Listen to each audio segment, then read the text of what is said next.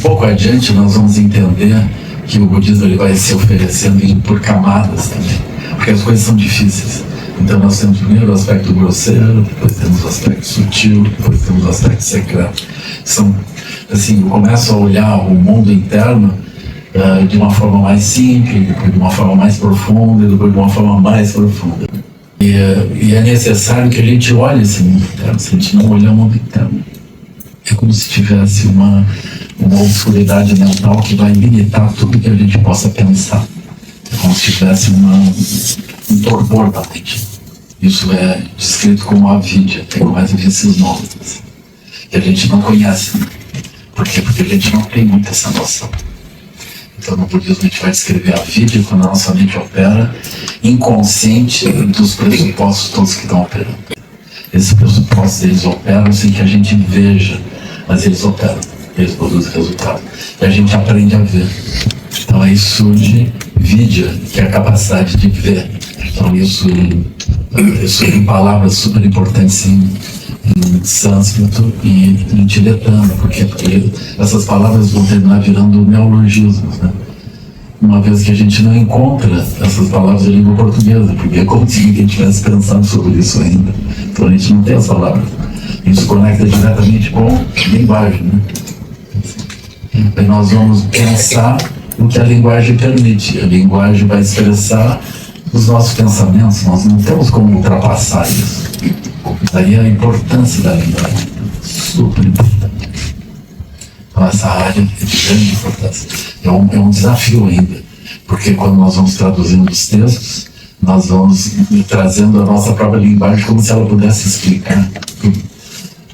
Eu já acho nos textos que a gente traduz e publica, eu tento manter a referência das palavras como neologismo. Eu prefiro assim, por exemplo, Rigpa, Marigpa. Rigpa seria a capacidade lúcida de ver isso. Marigpa é quando nós estamos amortecidos, simplesmente andando como se aquilo fosse completamente natural. Aí tem também uma expressão que é em sânscrito, é moa. Moa é um amortecimento diante da própria limitação da visão.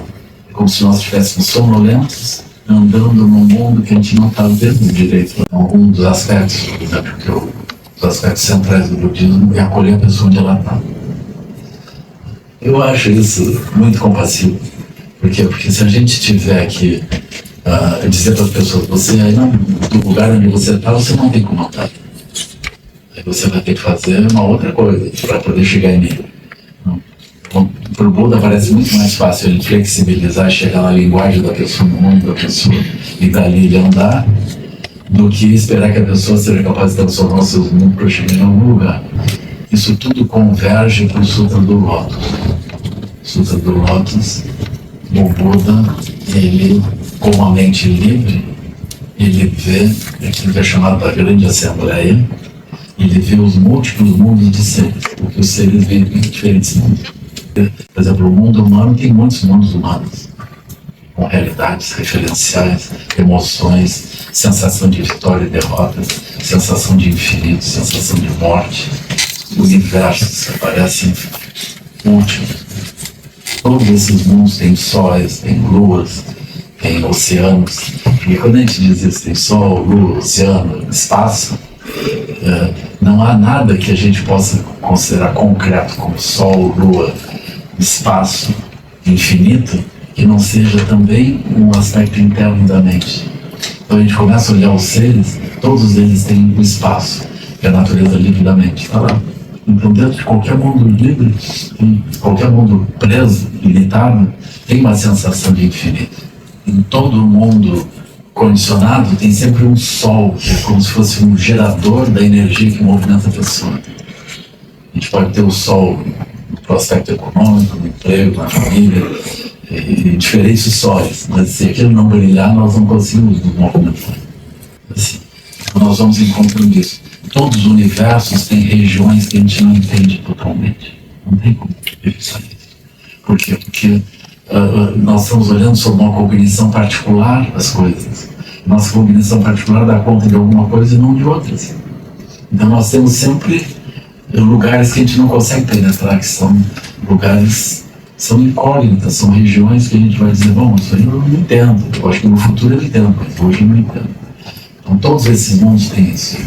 Em todos esses mundos que são delusivos, tem a mente búdica, porque a mente comum, nossa, ela é a própria mente búdica. Só que a mente búdica operando dentro de um ambiente limitado. Mas quando nós operamos dentro de um ambiente limitado, que dá significados particulares, nós operando dentro daquilo, nossa mente não está presa ali. Ela está apenas operando ali dentro. Tanto que, por exemplo, por períodos da nossa vida, a gente se vê operando de um jeito, depois de outro jeito, depois de outro jeito, e sendo uma coisa, depois outra, depois outra. Então, o que nós temos de verdade? Nós temos a natureza livre, que é descrita como uma grande abertura. Em sânscrito, isso significa Tathagata Garbha, esse nome. Tathagata é o Buda, Garbha é o ambiente onde o Buda opera sua mente. É um ambiente livre, um ambiente aberto. Então, o próprio Wittgenstein vai dizer, a gente só pensa o que pode ser pensado. Então, o fato de que nós operamos com a mente desse modo, nos coloca inevitavelmente com uma tarefa de nós vermos essa operação interna que é escolher os referenciais. É quando nós olhamos história da ciência, olhamos filosofia da ciência, é isso que nós vamos entender, ou seja, existem períodos longos que a gente não vê o que nós vamos ver a seguir. E como é que a gente passou a ver a seguir outras realidades e não viu naquele tempo? Por quê? É porque as coisas não apareciam diante de nós? Não, as coisas estavam todas diante de nós, mas nós não vimos porque nós estávamos dentro de um conjunto de expectativas, dentro de um espaço de possibilidades que não incluía aquilo. É simples, entende? Esse é o ponto. Então isso introduz o aspecto que nós vamos chamar de consciência. Então, a gente pode usar a palavra que quiser. No budismo, eventualmente, nós usamos mente ou usamos consciência, que é esse aspecto. Aí o Wittgenstein vai chamar espaço de possibilidades. Eu acho isso super importante. Na linguagem dos tibetanos, eles vão dizer os demônios, interferências fantasmagóricas, espíritos despeitados e malévolos e loucuras variadas, elas nada mais são do que construções da nossa própria mente. Não é assim, só você descobre que existe muitos demônios, muitos fantasmas, espíritos despeitados, malévolos e referenciais, eles são todos verdadeiros, não? Você descobre que tudo isso que está girando dentro da sua mente, que começa a aparecer quando você fica em silêncio, tudo isso são construções da própria mente. Aí a instrução é assim, agora repouse na grande abertura, na mente livre desse conjunto de coisas, porque se aquilo surge, existe uma base no qual mantém aquilo. E nós repousamos. As práticas de meditação estão nessa direção. E nós também vamos nos livrando dos conjuntos de pressupostos que nos obrigam a ver a realidade de um jeito ou de outro. Nós ganhamos uma liberdade, vamos olhar esse mecanismo, foi a base da filosofia natural, que baseia a ciência. A gente precisa localizar esse início para a gente entender as limitações disso. Por exemplo, dentro da perspectiva de que Deus fez o mundo, nós temos uma sensação de que há um agente que cria e aquilo está pronto. Mas o Hermes Trismegisto, ele trouxe a base do ocultismo. Ou seja, ele não dizia que o mundo estava pronto. Ele dizia que Deus criou o mundo através de leis. Então nós vamos falar da lei da ciência. Então não é uma coisa comum eu imaginar que o mundo é regido por leis. Isso é uma forma de pensar particular. Ela tem uma origem no Egito. Então quando vieram os textos de Marcinho Fitino, isso era muito grave. Por quê? Porque isso permitia as pessoas começarem a pensar sobre como que as leis produziam as aparências. Enquanto que no pensamento bíblico, as aparências são produzidas por Deus. Ou seja, eu nem falo de aparência, de realidades. A noção de aparência ela vai surgindo progressivamente. Então no budismo nós vamos trabalhar com aparência, a gente não trabalha com Porque as aparências, elas surgem na mente de quem está olhando a partir dos pressupostos. Assim, então eu não trato coisa externa tal como é. Mas na visão antiga, nós vamos pensar, o mundo ele é todo constituído por coisas que foram feitas por uma vontade superior. Mas na visão de Hermes Trismegisto, ela surge por leis. Pessoal, isso fez explodir a ciência. A ciência tem um efeito social de grande importância. Porque os seres humanos todos, eles podem acessar e ver as leis. Então eles ganham visão. Isso produz uma democratização da visão das pessoas. Todas as pessoas são dotadas de visão, elas podem ver. Não apenas os reis, os grandes sacerdotes, não é isso. As pessoas comuns podem ver a realidade tal como é. Por exemplo, o Bohr vai dizer, as partículas elementares a gente não pode encontrar enquanto não fizer um experimento. Não posso dizer que ela existe em si mesma, como se fosse um ato de fé. Eu preciso fazer um experimento. Quando eu faço um experimento, existe uma interação. O experimento não é a fotografia neutra de uma partícula. Eu preciso interagir com aquilo que eu chamo de uma partícula. Então, na verdade, eu não tenho uma partícula, eu tenho um experimento. Esse experimento, ele destrói aquilo que eu queria ver, que eu chamo de uma partícula. Então, eu nunca vejo a partícula.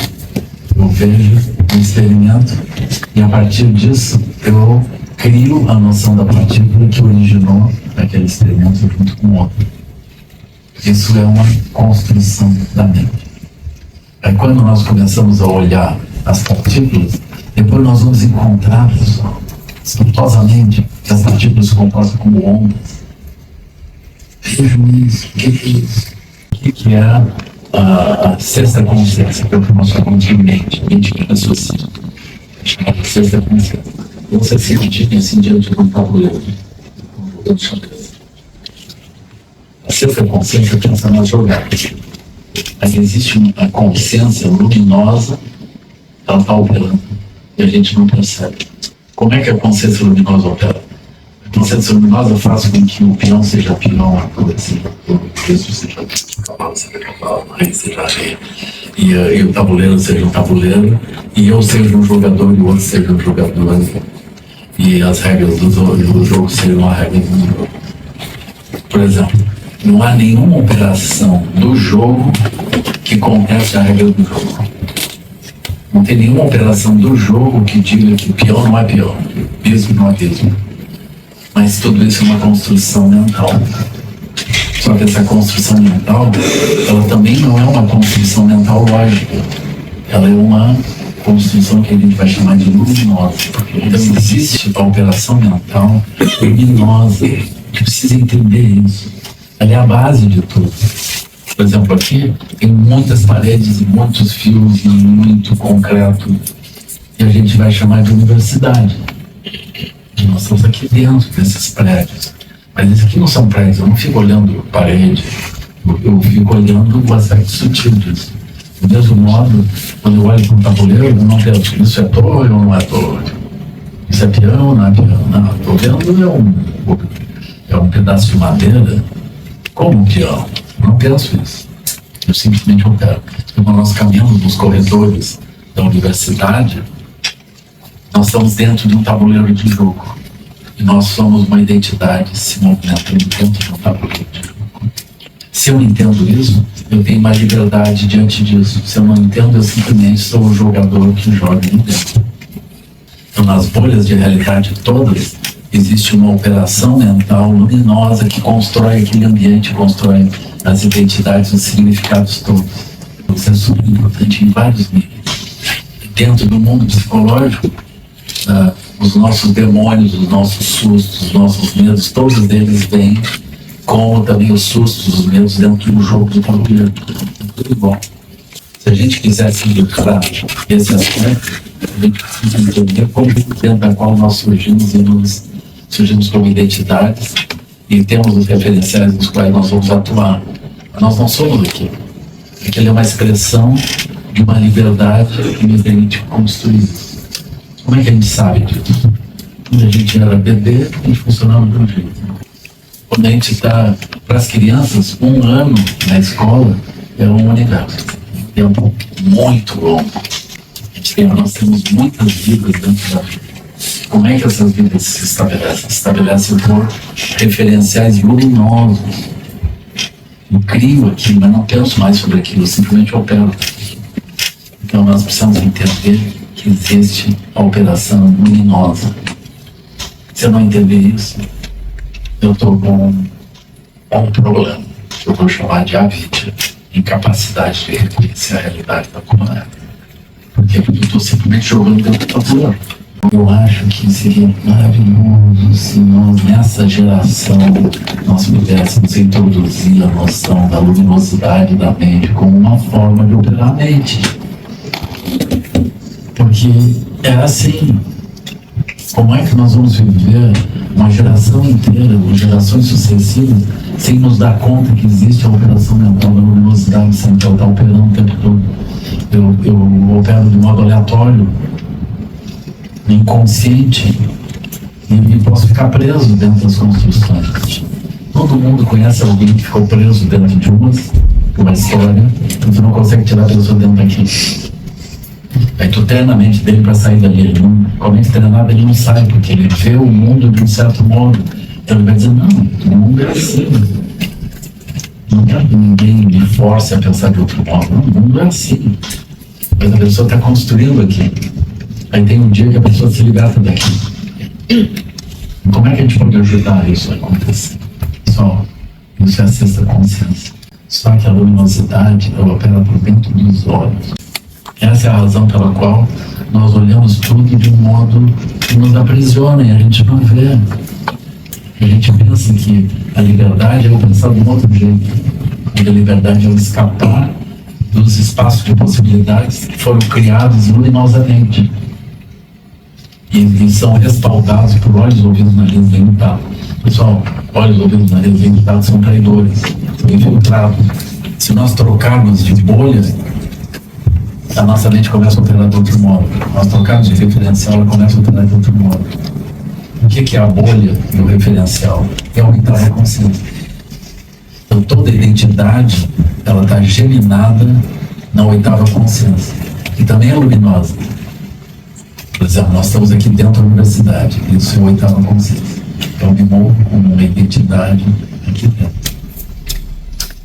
Aí o meu raciocínio vem todo, que é a sexta consciência, meus olhos, ouvidos, nariz, limitado, está tudo acoplado nisso. Então as 8 consciências, elas sustentam pela luminosidade da criação das aparências, elas sustentam o nosso comportamento condicionado e dão um sentido de realidade para isso.